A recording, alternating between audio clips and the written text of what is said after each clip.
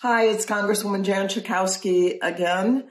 Not sure when you're going to see this, but I want to wish you a happy Mother's Day to all the moms. And I know I've been enjoying the day with my family, and I really appreciate all the mothers who have done so much and often sacrificed so much. So we had a great week. I think you know I told you that I have been fighting to make sure that countries all over the globe, including poor and developing countries, would be able to have the vaccine, the coronavirus vaccine. And it's so important to all of us because the virus anywhere is a threat to humankind everywhere, even here in the United States, because variants keep developing, and we want to make sure that our vaccines will remain effective.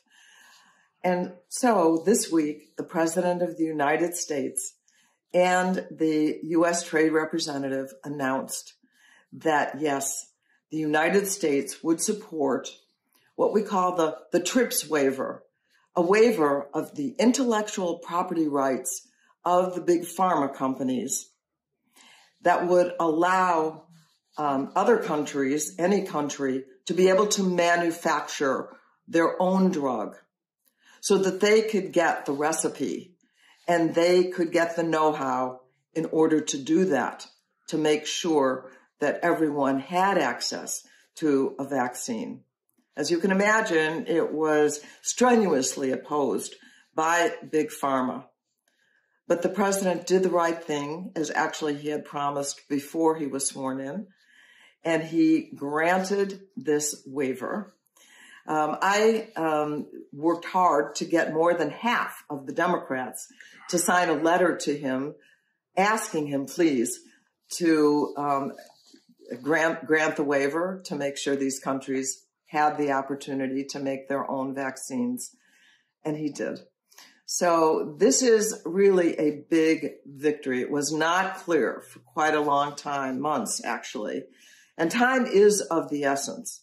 We have to make sure that we move quickly before these variants really take over.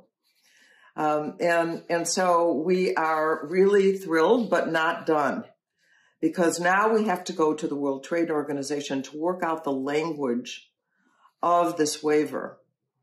Now, time, as I said, is so important, and yet the pharmaceutical companies have said they want 3 months to work out the language. No, that's not going to work.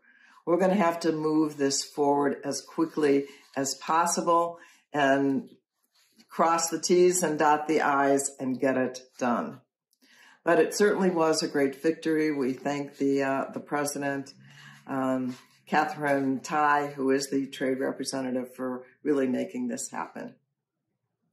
So there was other very good news this week, and that is that I had been pushing for the Peloton, what do we call it? Peloton Tread Plus, the treadmill that actually 70 people have already reported pretty serious accidents as a result of their using the Peloton, and 1 child, and not a tiny infant either, a 6-year-old, was actually killed because of the space at the bottom of the Peloton.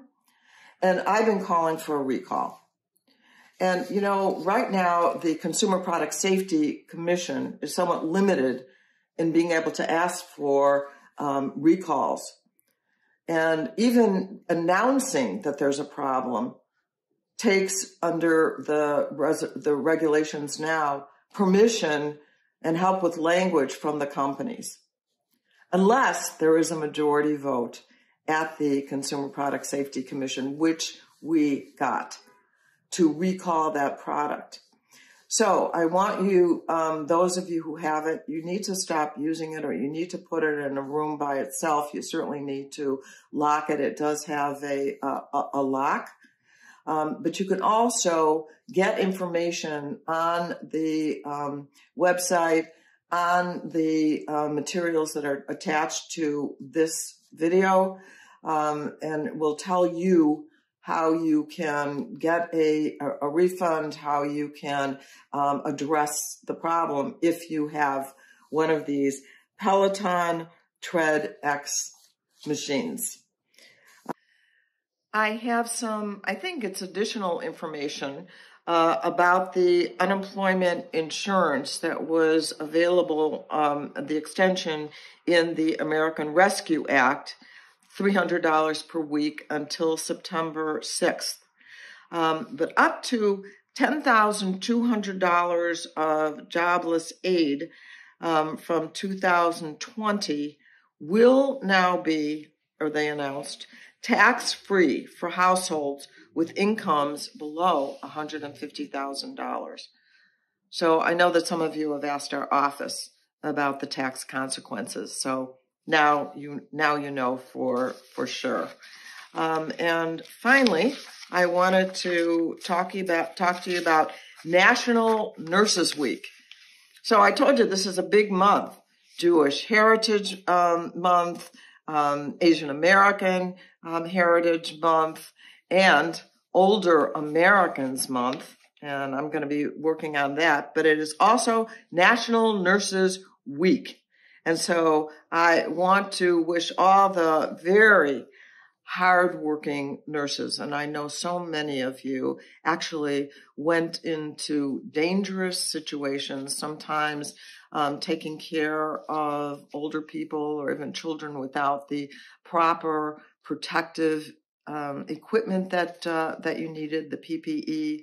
I know some of you went into COVID hospitals and took care of people. So this is definitely a time when we want to say a very special thank you to the nurses. There are over 3.8 million nurses in the United States, and I just want to join the country who is saying it's National Nurses Week to say a great big thank you.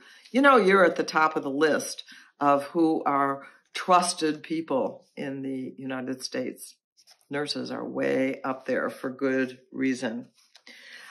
Last, I have good information about refugee cap that was raised. How many refugees are going to be allowed into the United States? And of course, our community has been like a magnet for people from all over the globe. My alma mater high school, Senn High School, is sometimes called Refugee High because there are so many people there now from, and dozens of languages are spoken at many of the high schools in the 9th Congressional District. It's just a beautiful thing.